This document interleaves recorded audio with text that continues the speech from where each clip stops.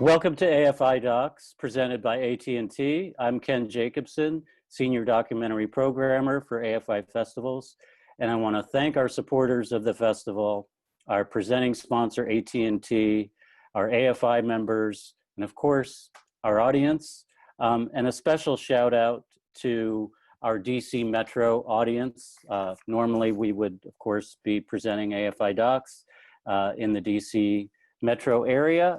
So I just want to give you a special recognition and tell you that we miss being with you in person. I also want to thank the Corporation for Public Broadcasting as well for this session. We're here today with the filmmakers and subjects, I should say stars, of the film First Vote, directed by Yi Chen. And I want to just mention that the film has screened previously at the LA Asian Pacific Film Festival and CamFest. And I'm going to introduce our guests right now and look forward to this discussion. Director Yi Chen is a DC-based filmmaker, and her work explores the intersection of racial justice, immigration, and democracy. So Yi, welcome to AFI Docs. Thanks for having me, Ken. Sure, and congratulations on the film. We're also joined by two people that you'll recognize from the film. We have Kaiser, who served as Director of International Communications for China's leading search engine. He's also the host of the Sinica podcast, which you saw in the film, which is a weekly current affairs podcast that's been running since 2010, I believe. Welcome, Kaiser. Thank you very much, Ken. Thanks for having me. Sure. And we also are joined by Jennifer Ho, she has actually moved since you saw the film. So she is now Director of the Center for the Humanities and the Arts at the University of Colorado, Boulder, where she also holds an appointment as professor in the Ethnic Studies Department. And Jennifer is also president of the Association for Asian American Studies. So Jennifer, welcome. Thanks. Great. So before we jump into talking about the film, I actually wanted to kind of tackle something I would normally probably get to toward the end of our conversation, but it's really foremost, in the news and on many of our minds these days, and even more so today. The backdrop for Yi's film in some ways, is our two superpowers, China and the United States. And, since the coronavirus became a worldwide pandemic, there's been a lot of back and forth between the Trump administration and the Chinese government. And it has, I think, created kind of a sense of urgency behind this film that, the light touch of Yi's filmmaking, maybe doesn't make obvious or explicit. But I wanted to ask, all of our panelists to just give us their reflections about the current state of affairs for Asian Americans in this country, given what's been going on between, during these days of COVID-19. And anyone can jump in and take that. Well, sure. I mean, I work on U.S.-China issues is sort of my day-to-day, so maybe I'm the right person to start on this. The rise of Sinophobia has been long in the making. Obviously, it's actually not even just during the 4 years of the Trump administration, but it has its roots even further back. I mean, we can look very far back in history to back at least until the 1860s and the 1870s. But in more recent years, the terrible rise of xenophobia, and the COVID-19 pandemic has been not just the anti-Chinese and anti-Asian American racism that we've seen, 2,000 or more reported incidents already of it just since Trump started using Chinese virus in his press conferences and whatnot. That is not just a manifestation of that xenophobia, but it's also been an accelerant of xenophobia, the COVID-19 pandemic has been. And we've seen a lot of collateral damage because while ostensibly aimed at China or at Chinese people, it's spilled over, obviously, because, you know, your average troglodyte racist is not going to stop and ask about your ethnic background before hurling whatever insult or whatever brick he happens to have to hand. So it's grim. It's been terrible. And I mean, there's no real silver lining to it, except that maybe awareness of it is finally starting to sink in and people are starting to realize just how extensive it is. But it really bothers me enormously, just to tie this to the film, that the people who were supporters of the Trump administration, I have yet to meet a single one of them who has changed his or her mind, even in the face of racism that has been directed toward people who look like them, people who are known to them, and directed from the highest bully pulpit in the land. Yeah, I just want to echo, I mean, I defer to Kaiser on being the expert on US-China relations. I will say anecdotally from friends that I'm getting news from on Facebook and Twitter, the anti-Asian racism is a problem globally, and it's definitely a problem in the United States. And I think another thing that's really interesting, so maybe not the hardcore Asian American or Chinese American MAGA Trump supporter, but I am actually seeing, maybe the way to say this is, more politically moderate Asian Americans kind of coming to a reckoning with racism, really for the first time. And I think what's interesting about that is, if you are Black, Latinx, Indigenous, you understand that the United States has been a very racist country, and that there's a history of institutional racism that you may have felt very keenly yourself, right? Asians, I think, in the United States during COVID-19 are feeling that, some of them for the first time, or perhaps recognizing that what they're experiencing is actually racism. And so it's been interesting to kind of see the wheels turn in people's heads. And, you know, people have been reaching out to me informally, sort of asking me about resources and, you know, trying to grapple with what should they be doing, or how should they be preparing themselves for addressing issues of racism. And Yi, from your perspective, you know, you've just finished this film. It's going to be making its way into the world in this context. How are you feeling about the world into which you're about to put this film?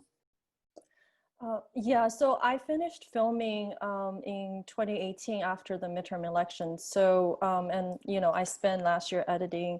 So I definitely did not expect the film to come out during such a, you know, unusual time. I wanted the film to release in 2020 because I initially thought, because, you know, the election in November. You know, when I was making the film, you know, there's a scene in the film where Kaiser interviewed Danny Russell at Asia Society, and they talked about yellow peril. And when I was filming, you know, Jennifer's classes, she was teaching about whiteness, and she was teaching about Asian Americans in the South, you know, partly colored. And so back then, you know, I learned a lot about this history of race and racism in the United States. And now what's happening with COVID and its impact on the Asian Americans in the United States, the film has become relevant in a very unexpected way. You know, so I think it's a very, you know, saddening situation, but I'm happy to be doing, you know, the virtual screenings, and AFI is bringing this film to a general audience. So raising awareness, I think this film will raise awareness for audience to know who Asian Americans are through this film. And also, you know, Jennifer, as an anti-racism educator, she said in the film, like, the first step, you know, her anti-racism education is to talk about race and racism. So unfortunately, this situation has brought to surface this opportunity to actually talk about that. And having Jennifer and Kaiser on these Q&As to talk about, Kaiser talking about China-US relations and Jennifer talk about you know, race and racism, it's definitely an opportunity for us to reach our audience and then for people to learn more about who Asian Americans are through this film. So maybe Yi, you can take us back to even before you started filming, to when you were beginning to conceive of this project, and you know, what was happening then, what was that time frame, and then how did you go about you know, shaping the film into what we see, you know, today? Yeah, so the idea came to me really after the 2016 presidential election. I started a project early 2017 because I saw the election has really divided Asian American community. And specifically, I'm an immigrant from China, and you know, I became a citizen last year, and I will be voting for the first time this year. So, Congratulations! Thank you. Back in 2016, 2017, I was going through the naturalization process, and you know, never voted before, and I came from a country where you know, I never had a chance to vote. So I was really curious about how the election divided the community, and also the community's participation in the democratic process on both sides. So I started looking for characters in battleground states, and I know that I wanted characters from both sides. So I found Kaiser because he wrote an article in 2016. And through his article, I learned about how the election affected his family on a very personal level, which you saw in the film as well. And so, and I met Jennifer about, so I start 6 months into production, actually. And she was at an event where she was one of the speakers, and she talked about Asian American identity. And that was something that really resonated with me, and I felt really would connect the different characters and their story together as an underlying theme. So that's how I found Jennifer and Kaiser. And how about Lance and Sue, Lance Chen and Sue Gooch, who we see in the film? Yeah, so I found Sue Gooch because she ran for Congress in 2016. And then Lance, I found him through a lot of people I interviewed here in Virginia. They told me that they listened to a podcast made by this guy in Ohio on WeChat. So yeah, so they all mentioned him, so I reached out to him, and that's how I found Lance.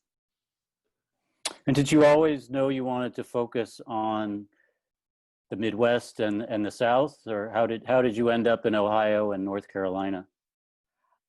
I knew I was looking for characters in battleground states, mm-hmm. Not specifically in Midwest and South, but it was not easy to find characters, particularly on the Republican side. So so Lance, he happened to live in Ohio, and Sue Gooch happened to live in North Carolina. So that's how it came about. I found them to be compelling characters on screen, and they were both doing very actively engaged and doing different things in 2018. So Lance has his podcast, and he also started a political action committee. And Sue Gooch, she was deciding if she would run again in 2018, and she was very actively building her base in 2018. So Kaiser and Jennifer, when Yi first approached you about being in the film, what were your thoughts as far as being in the film, and then as you move forward and she showed up with her camera and you began to film scenes together, how did you feel about the process going forward from that point? And then, please share any reactions you have about, the finished film now that you've seen it. Jen, first, please. So I initially think I came on to help provide some context in regards to immigration, in regards to Asian American studies, and didn't really think I was going to be part of the film.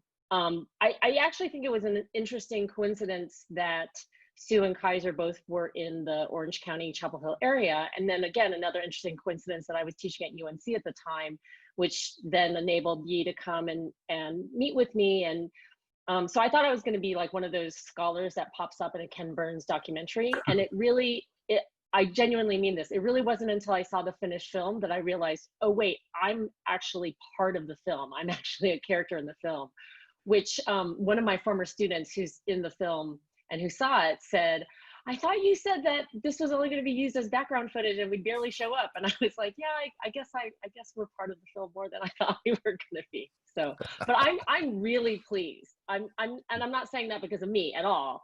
I'm just really pleased with the film. I'm pleased with how Yi was able to create this really compelling narrative.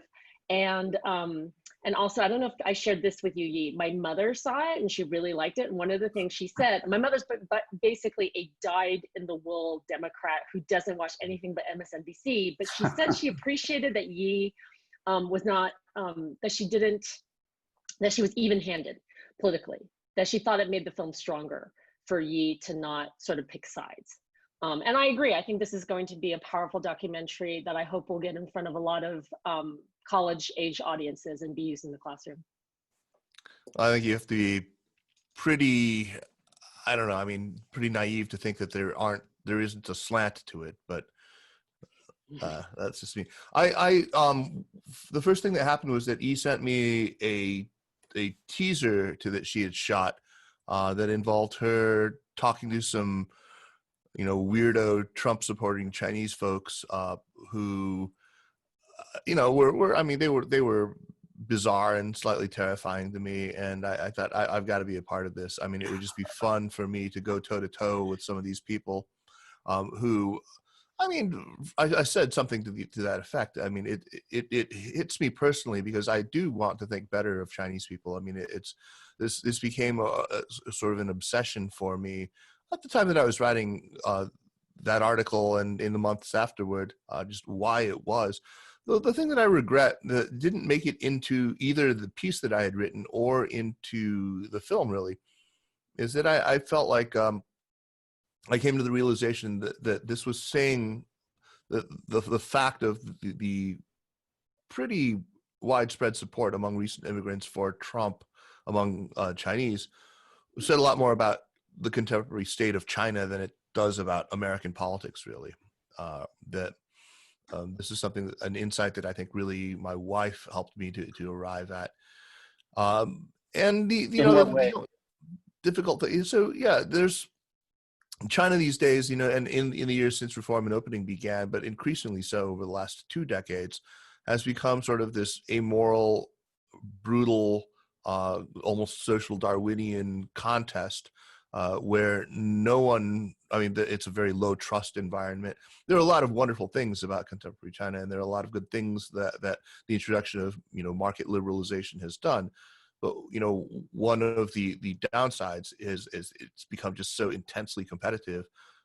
And, people have commented frequently, and I think often exaggerate the sort of loss of moral bearings in China. There are still plenty of people in China who are civic minded, who have an ethos of sacrifice, who are charitable, who come to the rescue. But I think anyone would be foolish not to recognize that it's been suffused with a lot of sort of egoism and selfishness as well.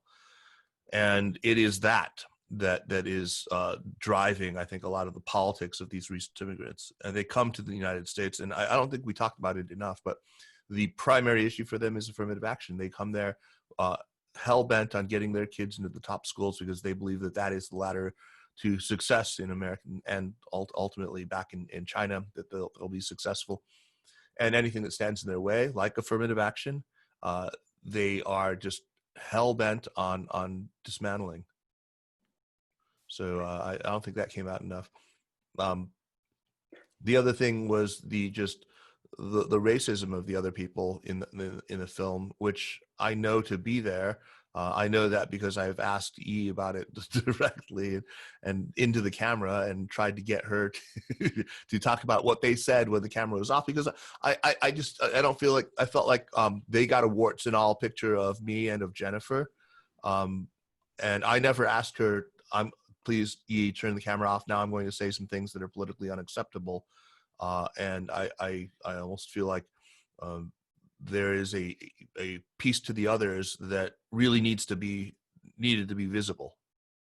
Can you speak to your approach as a filmmaker to situations like that and what your influences are? I mean, and Jennifer, mentioned that, what her mom said and what she feels about your balanced approach, but what is your aesthetic? What approach do you take, and why?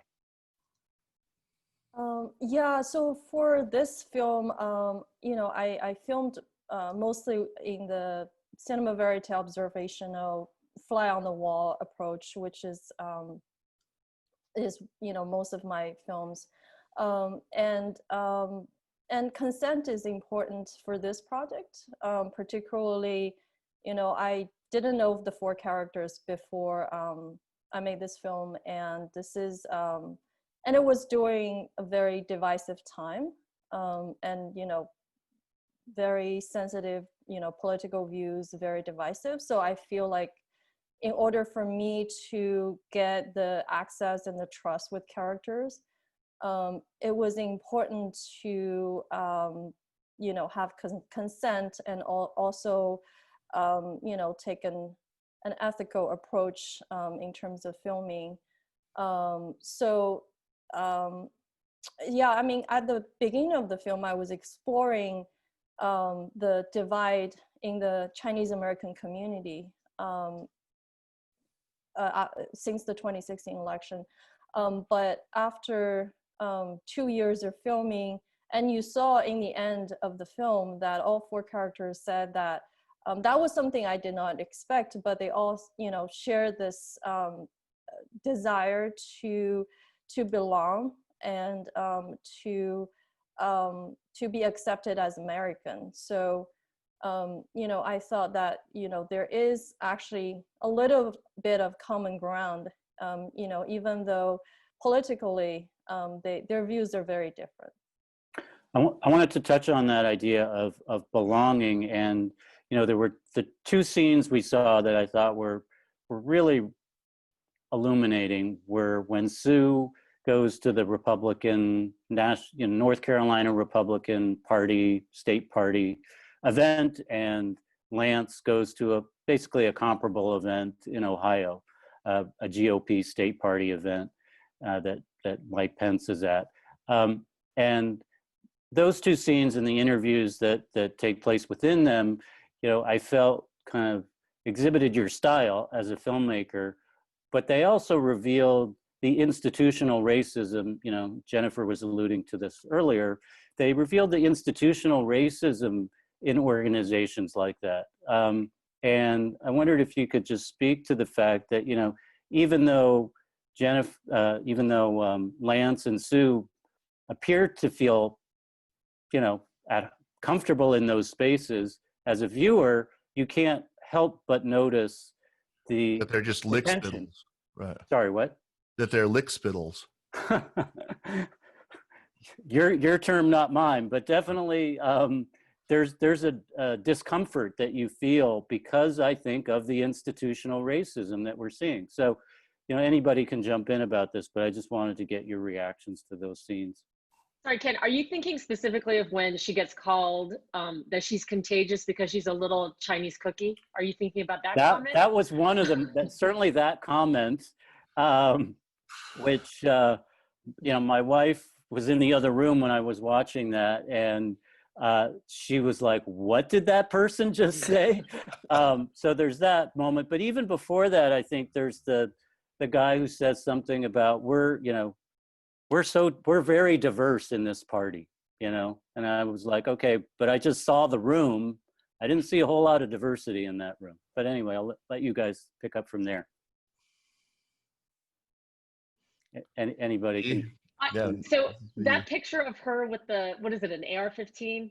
An AR-15, exactly. AR-15. You would think living 16 years in North Carolina, I would know my guns better than I do, but I don't. So the picture of her in a qipao, which is the kind of traditional Chinese dress with that AR-15. I mean, that says it all. It really does. I mean, It really that is such an Orientalist image. And oh, right. if she, I mean, maybe I would think that she didn't really know what she was doing, but I think she knew exactly what she was doing in dressing up like that and holding up that gun. That image is meant to play to a lot of fantasies that returning Korean War and Vietnam War veterans have.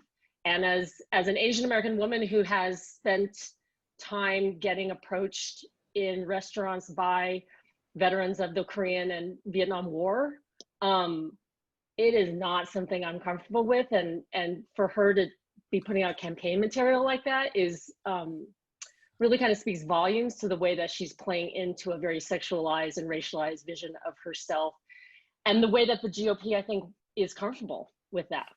That's right. That's right.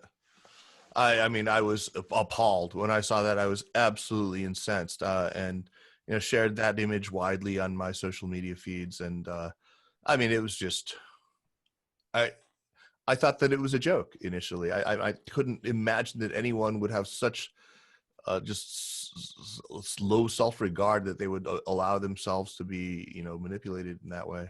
It's just, I was absolutely disgusted by it. From your perspective, Yi, as the person who was there filming in those scenes, is there anything you can share about what was going through your head as you were capturing that footage? I would say, so I had never been to any Republican conventions before that. It was, I would say they weren't the most comfortable places for me. I definitely felt, it was very white. Most of the people there was a very white crowd. Yeah, it was kind of a strange place for me to be.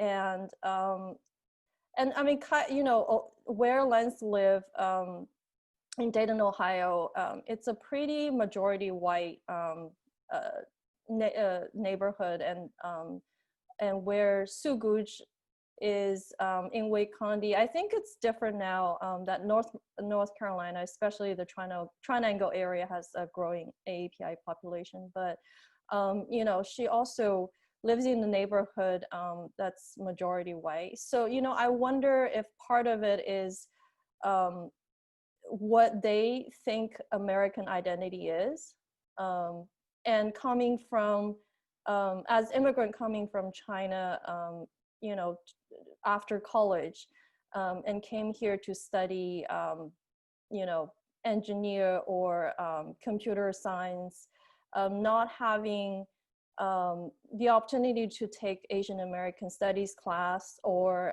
learning about Asian American history.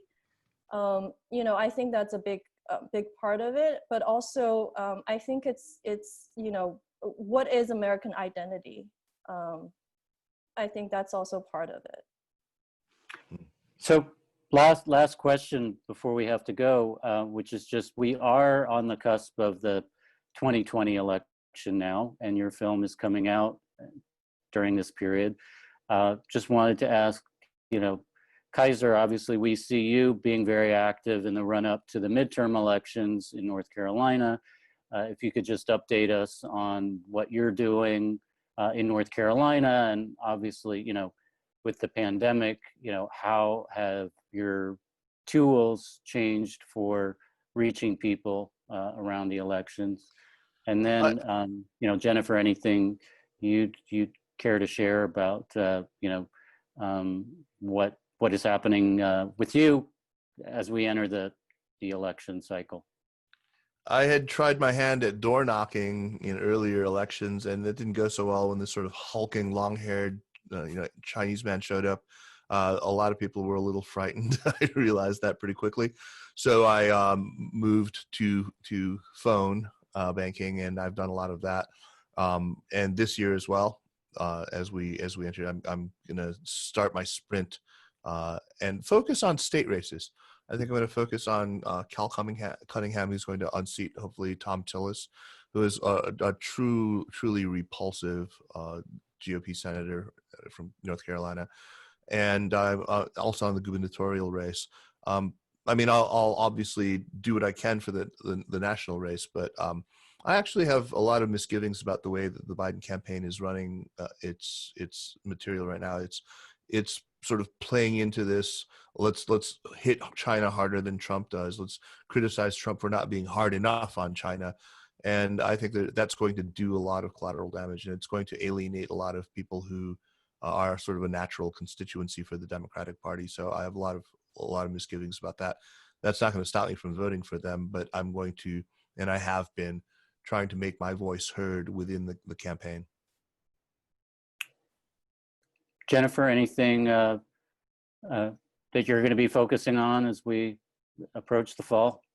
I'm trying to, I just moved here and I've lived here less than a year, so I'm trying to get a lay of the land in terms of politics. I did attend a Boulder County elections meeting back when you can meet in person in February, and Colorado does voting by mail, and which I hope other states will adopt. I will probably get involved, like Kaiser, on the local level when there are elections. Colorado seems like it's really veering more blue. Similar demographics to North Carolina, I think, in terms of being a purple state, but the areas that I'm in is kind of a solidly Democratic area. So I might need to turn my attention to the national campaign. But like Kaiser, I have real reservations about what kind of campaign rhetoric we're going to see coming out of both parties, especially out of the GOP, because I think that the GOP is definitely going to play on racism and xenophobia regarding China, and I think that's going to have blowback for Asians in America. And Yi, can you, first of all, can you tell us, what are plans for the film going forward from here? And also, just if you wouldn't mind taking us out with any final thoughts about, anything that maybe you learned through the course of this film. I know making a film is always a journey for the filmmaker, and just would love to hear your final thoughts. Yeah, so definitely. So after AFI, we have more festival screenings. And also I will be working with civic engagement organizations in battleground states like North Carolina and Texas to host community screenings and to support their voter registration efforts in the fall before the November election. So my hope is that the film would really empower our community and activate AAPI voters to vote this year. And yeah, we're also in the discussion for broadcast later this year as well. Great. Where will the broadcast be? I don't think I'm supposed to. Oh, okay. All righty. Okay. We'll let people know. Waiting for the contract. Great. Okay. Well, I just want to thank all of you and congratulate you on the film. Kaiser and Jennifer, thanks so much for participating in the film and being here with us today. Yi, congratulations on the film, and hope everything is going okay in Washington, D.C. and the region. And I also just want to let everybody know that the film is going to be available for viewing until 11:59 p.m. tonight. So please do spread the word about the film, and also on social media And thank you so much, and best of luck on the film moving forward, Yi. Thank you, Ken. Bye, Ken. Thank you very much. Thank you.